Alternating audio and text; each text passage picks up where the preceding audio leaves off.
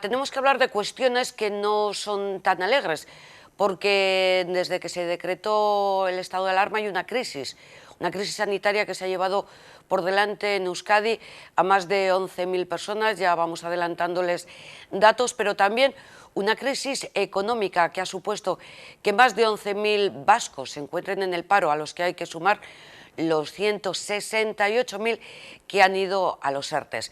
En Vizcaya esos datos suponen 12.637 expedientes con 80.424 personas. ¿Y cuántas de estas personas, de estos trabajadores, provienen del sector de la hostelería? Estamos vía Skype ya tienen ahí con Héctor Sánchez, que es el gerente de la Asociación de Hosteleros de Vizcaya. Arratsaldeon, Héctor, ¿qué tal estás? Arratsaldeon, bien. Te vemos, nos ves, ¿verdad? Sí, perfecto. ¿Cómo estás llevando? En principio, una pregunta así de título personal. ¿Confinado en casa, trabajando? Trabajando, teniendo que venir a trabajar porque realmente pues la situación para el sector no es sencilla. Ha habido que hacer un montón de trámites administrativos y estamos haciendo un montón de trámites administrativos para tratar de ayudar a las empresas a presentar tanto los ERTEs de las propias empresas como las prestaciones de desempleo de los trabajadores, los ceses de actividad de los autónomos, etcétera, etcétera. Entonces el trabajo está siendo inmenso. ¿De qué colectivo estamos hablando y cuáles son las consecuencias para el sector de la hostelería con esta crisis del coronavirus? Bueno, la hostelería en Vizcaya emplea en torno a los 25.000 trabajadores por cuenta ajena, y a eso hay que añadir unos 7.000 autónomos, con lo cual estamos hablando de 32.000, 33.000 personas. Yo creo que el 97% de las empresas de hostelería tienen a todos sus trabajadores en ERTE, con lo cual es fácil sacar la cifra. Y los autónomos, evidentemente, están en la misma situación, salvo algunos casos concretos que puedan estar manteniendo un servicio a domicilio, pero que no es mucho los supuestos, algunos existen, que es la única opción que en estos momentos la hostelería tiene de poder seguir funcionando. A lo largo de este programa vamos a hablar de ayudas al sector industrial, que hoy mismo se han aprobado, de ayudas al sector de la cultura, que también hoy mismo se han presentado. ¿Cuáles son las ayudas puestas para el sector de la hostelería? Pues en estos momentos me gustaría responder a la pregunta de una manera concreta, pero es que ciertamente no tenemos todavía unas ayudas concretas. Es verdad que hay anuncios tanto por la parte de Gobierno Vasco, del Departamento de Turismo, como la propia Diputación Foral de Vizcaya, como los propios ayuntamientos han avanzado y anunciado medidas y ayudas directas tanto a la hostelería como al comercio, pero no están concretizadas, ¿no? Entonces hay que esperar a ver exactamente qué se concretan, de qué importes estamos hablando, porque la verdad que la situación es realmente complicada en el sector, sobre todo no solo por lo que se está viviendo ahora mismo, que es una situación de paro absoluto y por tanto de ingresos cero, sino lo que pueda pasar en el día después, ¿no? Es decir, lo que pueda ser el reinicio de la actividad, que es algo que en estos momentos preocupa mucho. ¿Compartís con el Gobierno el cese total de este tipo de establecimientos, de los bares, de los restaurantes, o se podía haber llegado a una fórmula distinta que hiciera que de alguna forma el sector no se viera abocado pues eso, a futuros cierres o a estar pendiente de unos ERTEs que luego sabremos si se están concediendo o no? Es complicado porque entramos en criterios sanitarios, salud, ¿no? Criterios médicos de salud en los cuales nosotros pues no podemos entrar y tenemos que fiarnos de lo que nos digan los expertos, ¿no? Si en un momento determinado han entendido que las aglomeraciones o incluso los encuentros de personas tenían que evitarse, evidentemente nuestro sector es un sector que vive en el que la vida social y las relaciones sociales son importantísimas. Y en ese sentido, pues es lógico que decreten el cierre. Ya digo que con los datos de los que disponemos, y además es que cada día vamos aprendiendo cosas nuevas, tampoco podemos aventurarnos a decir si se podía haber mantenido parte de actividad o no. Entiendo que si lo han decretado el cierre es porque sanitariamente era lo que tocaba hacer. Hay dos formas de pedir el ERTE, el de la fuerza mayor y el de la disminución de los ingresos. Me imagino que la mayor parte de estas 32.000 personas, incluyendo trabajadores, bueno, en realidad el trabajador, pues bueno, depende un poco de la decisión del autónomo o del empresario, pero ¿se están admitiendo, por ejemplo, los ERTEs por causa de fuerza mayor? En el sector de hostelería, todos.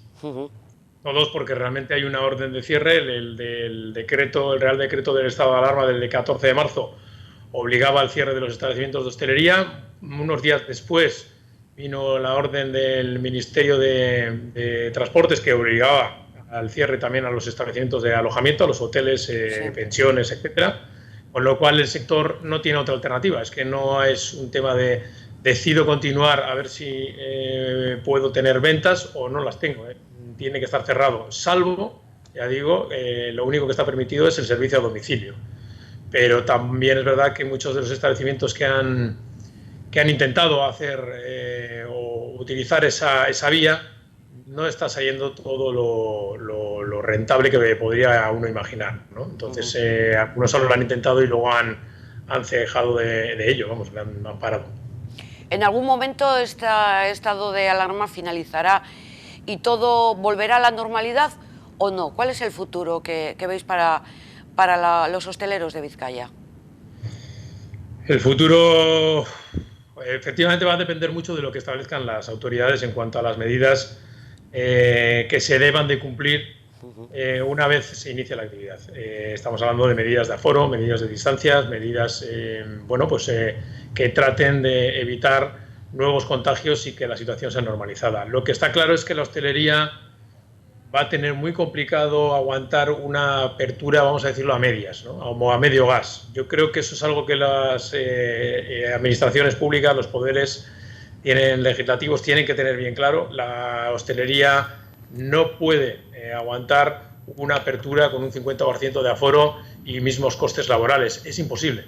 Entonces, en la medida en la que no nos apoyen o no apoyen al sector bien flexibilizando las medidas laborales que en estos momentos ya existen, arbitrando ayudas directas que, como he dicho, están por determinar, incluso interviniendo en lo que es el tema de los alquileres y los arrendamientos, que yo sé que es algo complicado, pero que habrá que atajar, porque dejar al sector, como que dice, a una apertura a medias supone un suicidio para muchos. Y sin embargo, siguiendo al hilo de lo que nos comenta Héctor, ya la consejera de Turismo y Comercio, Sonia Pérez, ya ha avanzado, y abro comillas, no habrá bares abarrotados, las medidas serán estrictas. Y habla del día después. Bueno, yo oí la entrevista completa y realmente ese titular periodístico es un tanto exagerado. Ella hablaba de que se tienen que tomar medidas o se deben de tomar medidas, no habla de estrictas, pero bueno, sí, vamos a ponernos en el peor de los casos. Imaginémonos que hay unas medidas, como dice ese titular, estrictas, aunque ya digo que la consejera no dijo exactamente eso.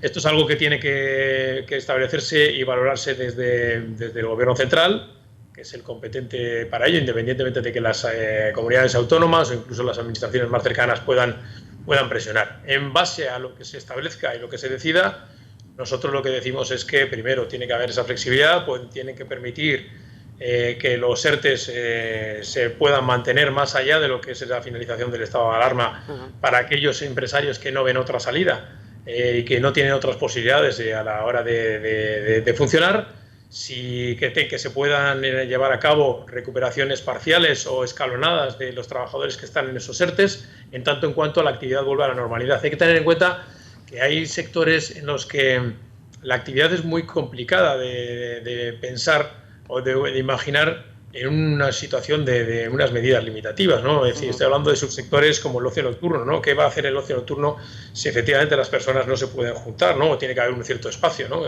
Es algo que en estos momentos no nos podemos imaginar, pero ¿qué va a ser de los establecimientos, de los hoteles, por ejemplo, cuando finalice el estado de alarma y tengan una ocupación de cero y no tengan nadie en sus habitaciones, ¿no? Es imposible que se les trate de obligar a mantener el empleo que tenían antes de la crisis. Si no hay el mismo nivel de actividad, es imposible que haya el mismo nivel de empleo.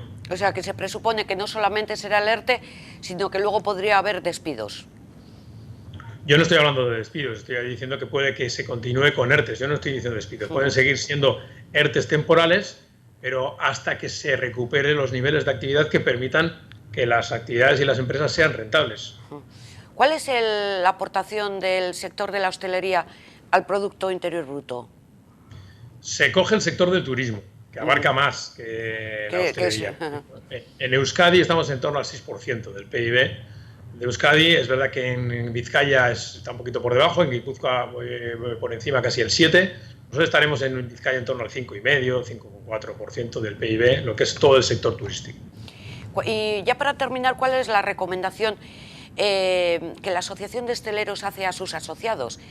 Es decir, pongo como ejemplo, pues si sois porque ya hay escritos, si sois hosteleros de Bilbao, dirigiros al ayuntamiento, si sois hosteleros de Baracaldo, a vuestro ayuntamiento, o la medida es más global, las peticiones son más globales.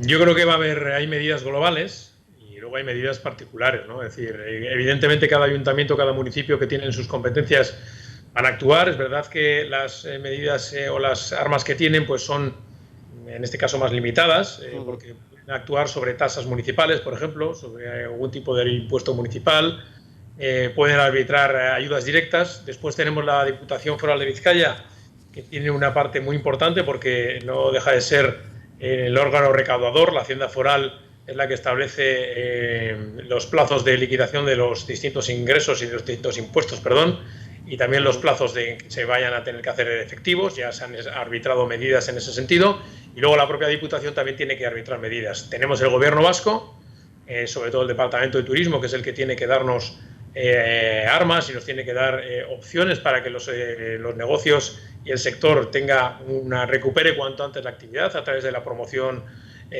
turística. Cuando digo exterior iba a decir, pero no es exterior en el extranjero. Yo creo que en el 2020 el turista extranjero es una batalla perdida. Creo que lo que hay que tratar de centrarse es en el turista estatal, el turista que pueda desplazarse al territorio con un vehículo propio, que no dependa de un avión, de un medio público de transporte, que será complicado, por lo menos en el primer momento que se tome, ¿no? Y después tenemos evidentemente el Gobierno central, que en el ámbito laboral es fundamental. Todas las medidas que arbitren son clave para determinar cuál va a ser el futuro de los miles de establecimientos hosteleros que hay en Vizcaya, que estamos en torno a los 7.000 establecimientos. Hay una cuestión que acabas de decir y a la que nos debemos sumar todos, además, es eso de hacer un turismo interno, quedarnos por aquí y olvidarnos de aviones y de largos viajes. Va a venir bien a los establecimientos hoteleros, hosteleros y para el comercio local. Héctor, pero es verdad que de todas las ayudas que estás comentando siempre se está hablando de moratorias y de aplazamientos. No hay, te quito este pago, te amplío el plazo, en definitiva. No, van a llegar, ¿eh? Van a llegar. Van a ver, yo sé de lo que lo tomo como primicia. Bueno, bien. Van a llegar, yo sé de ayuntamientos que ya tienen ayudas concretas y directas, que estamos hablando de condonaciones en parte, de determinadas tasas, etcétera y tal. Yo sé ya de algunas cosas que evidentemente no puedo adelantar, pero va a haber. Seguro que no son suficientes y siempre va a hacer falta más.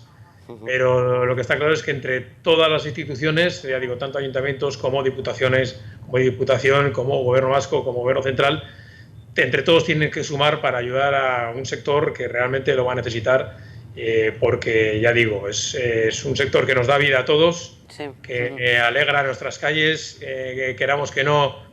En algunos momentos pues ha habido gente que molesta a la hostelería, ¿no? Y ahora es cuando uno se da cuenta y echa de menos ese ambiente que los locales de hostelería del territorio dan a nuestras ciudades y a nuestras calles, ¿no? Y eso lo tenemos que mantener, y por eso es muy importante lo que comentabas, que ahora más que nunca los ciudadanos sean conscientes y hagan un consumo interno, porque el sector, ya digo, lo necesita y les va a necesitar, sin duda. Pues muchísimas gracias por estar con nosotros, Héctor. Muchísima suerte y nada, ánimo y fuerza, que queda por lo menos hoy un día menos, Pues, por supuesto. Gracias a vosotros. Gracias, un saludo.